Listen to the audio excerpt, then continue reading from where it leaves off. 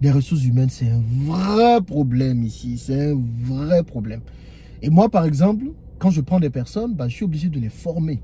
Donc, imagine, tu lances ton business. Tu dois gérer la comptabilité. Tu dois gérer le business en lui-même. Tu dois gérer la création du produit. Tu dois gérer la fabrication du produit. Tu dois gérer tes clients. Tu dois gérer le service après-vente. Tu dois tout gérer. Donc, tu recrutes des personnes et tu dois former toutes ces personnes-là en même temps. On a des chauffeurs qui te prennent la voiture. Je ne vous parle même pas des casses, hein, à gauche, à droite. Les gars parviennent à créer, à te bousiller les roulements. Enfin, tu as des pannes, tu te demandes, mais comment tu as fait? Juste parce que le gars prend le véhicule et il va rouler n'importe comment. N'importe comment. Parce qu'il s'en fout. Parce qu'il y a des gens même qui disent qu'ils ont des masters, mais ils ne savent même pas comment on envoie un email. Toi, tu as master de je ne sais quoi, mais tu ne sais même pas comment on envoie un email. Et donc, la plupart du temps, les gens ont des formations théoriques. Théoriques, aucune pratique. Ce qui fait qu'on est obligé, pour la plupart du temps, de faire venir des gens de la diaspora encore pour venir travailler ici. Et à la fin de la journée, il vient payer. Deuxième élément qu'on a constaté, c'est certains chauffeurs, des chauffeurs qui prennent la voiture, qui roulent, et le soir, il vient, il te dit, patron, je n'ai pas pu avoir la recette complète. C'est-à-dire qu'il te verse une partie de la recette. Et tu lui dis, ok, demain tu complètes. Le lendemain, il vient, il te raconte encore une histoire. Et le jour d'après, il paye la recette. Et forcément, avec des salaires plus élevés. Mon objectif, ce n'est pas de dénigrer vraiment l'Afrique. Vous savez que je suis un grand amoureux du continent. Mais quand il y a des choses qui ne vont pas, il faut le dire. Et ces trois choses-là sont un frein à l'investissement en Afrique.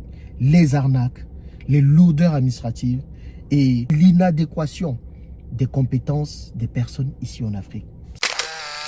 Donc, tu vois, tu as des chauffeurs qui commencent à te cumuler un crédit. Ils commencent à te cumuler une dette. Et ça, c'est pas bon. Et ça, c'est pas bon. Les chauffeurs commencent à te cumuler une dette. Là aussi, j'ai dit, stop. On récupère toutes les voitures. Tous les chauffeurs qui nous doivent de l'argent, première chose, ils payent leurs dettes. S'ils ne payent pas leurs dettes, qu'ils n'osent même pas espérer. Ça retourne encore à l'éducation, aux formations qu'on fait et tout. C'est compliqué. C'est compliqué. Donc, sur ce projet-là, bon, les ressources humaines, ce n'est pas spécialement sur ce projet, c'est sur d'autres projets, mais je rajoute à ça.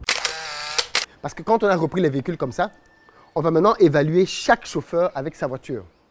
Et au terme de cette évaluation, certains d'entre eux vont avoir l'opportunité de continuer à travailler avec nous, mais avec les nouvelles conditions. Et les autres, hasta la vista soir. Ciao baby.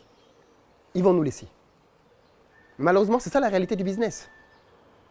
C'est le manque Les gens ne sont pas consciencieux. Ressources humaines. Les ressources humaines. Alors là, je peux faire je peux écrire tout un livre dessus. Je peux faire toute une vidéo dessus sur les ressources humaines. C'est pas facile. Vraiment, c'est pas facile. Et je pense que vous avez vous-même à votre niveau plein d'histoires que vous pouvez raconter comme ça. Tu te saignes. Tu fais un gros investissement, tu achètes des véhicules, tu veux donner du travail, tu veux que les choses changent.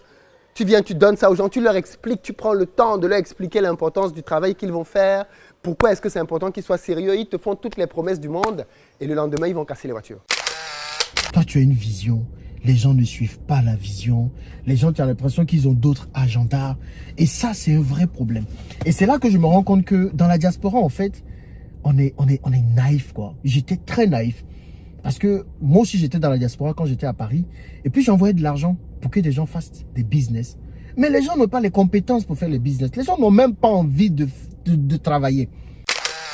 Donc, je tenais à exprimer ce ras-le-bol de ce côté, de ce manque de professionnalisme pour que ceux d'entre vous qui vont venir, que vous sachiez déjà où vous venez. Vous allez venir dans une boîte dans laquelle on va être très rigoureux sur les règles,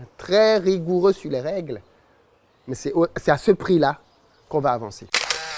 Envie de travailler.